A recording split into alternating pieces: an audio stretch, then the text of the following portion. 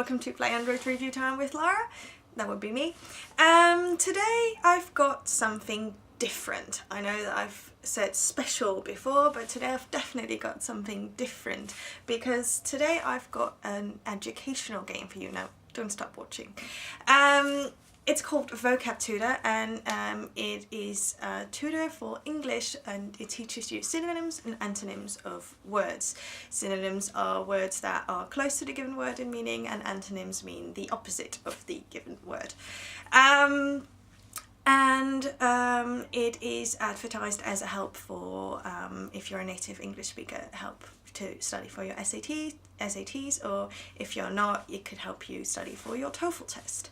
I applaud every effort to make an educational game, and since I've put quite a lot of time and effort into studying English myself, I definitely welcome anything that, you know, can help me learn some more. So I'm absolutely really curious, and I want to start testing.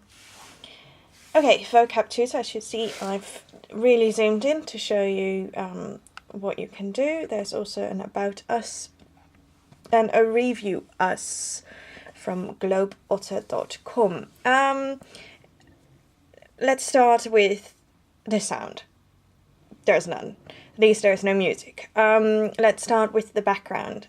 It's quite dull with a black here and a dark grey here. The only splash of colour is the turquoise here.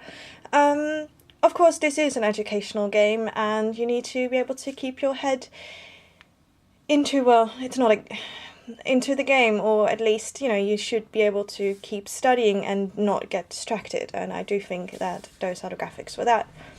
I'm starting with synonyms, so I have to find the meaning closest to the given word. As you can see, it takes quite a while to load, if not forever.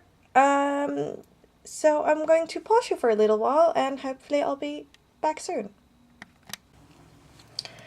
So this is Vocab Tutor. I'm not sure if you can see it all that well, but I wanted to give you a general overview, the game area with the word, the amount of points you have, and the 4 options, an advertisement, and here below it says what you need to do. Please select a word that is the closest in meaning to animal. Now, there are already 2 problems I have here.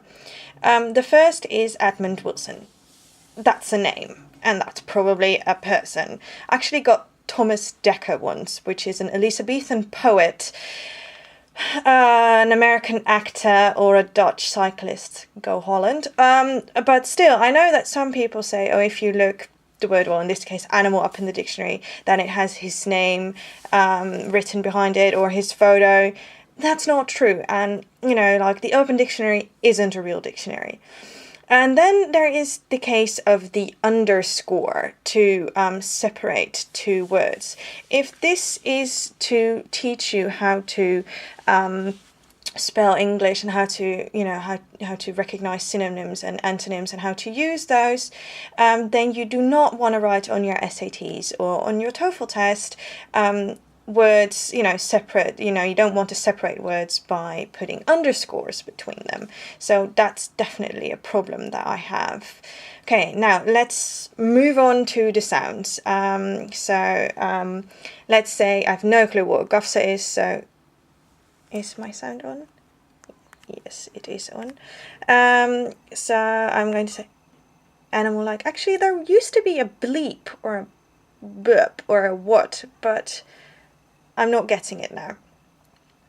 Then there is the thing where you now get the explanation of the word animal, but I don't know what the actual synonym means. So I don't know if I can actually use the synonym that is just given, or that I just correctly guessed, in the same situation as I could use the word animal, which is another thing that is missing. Well, that's definitely missing from this game. So exciting. Again, the weird underscore to separate thing. Exciting. Let's say breathless. Did you hear the beep? I really hope you heard the beep, because I heard the beep, definitely. Next one. Dirty. Now, of course, if I would be looking for an antonym, so an opposite word, I would choose clean. I think, well, if I would choose clean now, I hope we would get the B. Yes, there it was.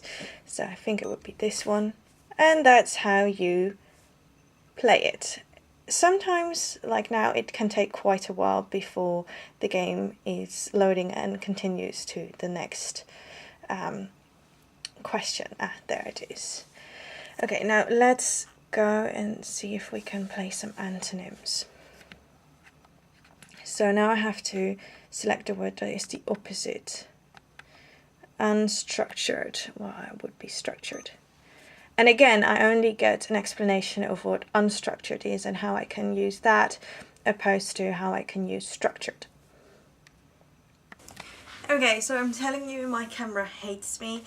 My phone hates me too, because I just had to walk up and down in order to get it moving, get the game moving. So, final try. Hopefully there's still enough battery in my camera to actually record this, because I actually have quite a lot to say about Vocab Tutor. Like I said before, I don't really like that there's the name option as a synonym or an antonym.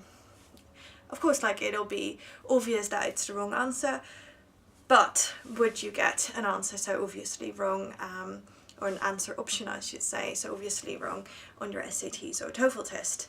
Well, I would definitely hope not. Then there is the fact that there are underscores separating words, and also the occasional word followed by bracket, followed by a random letter, followed by another bracket, which is just a bit weird because you don't want to spell like that on your TOEFL test or SATs. So, like I said before, I definitely applaud the effort, and I think that a game, an educational game, teaching you about synonyms and antonyms can be very useful, and is very welcome to broaden your vocabulary.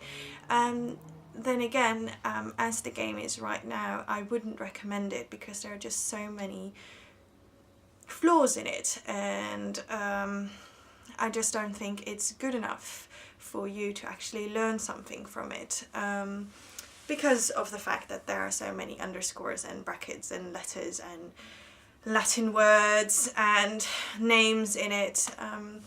So I would ask the developer to clean it up. Remove the underscores, the brackets, the letters that in the brackets, perhaps even the names, and then I would of course be more than willing to test it again and give my opinion again. So that's it for today. I'll see you next time.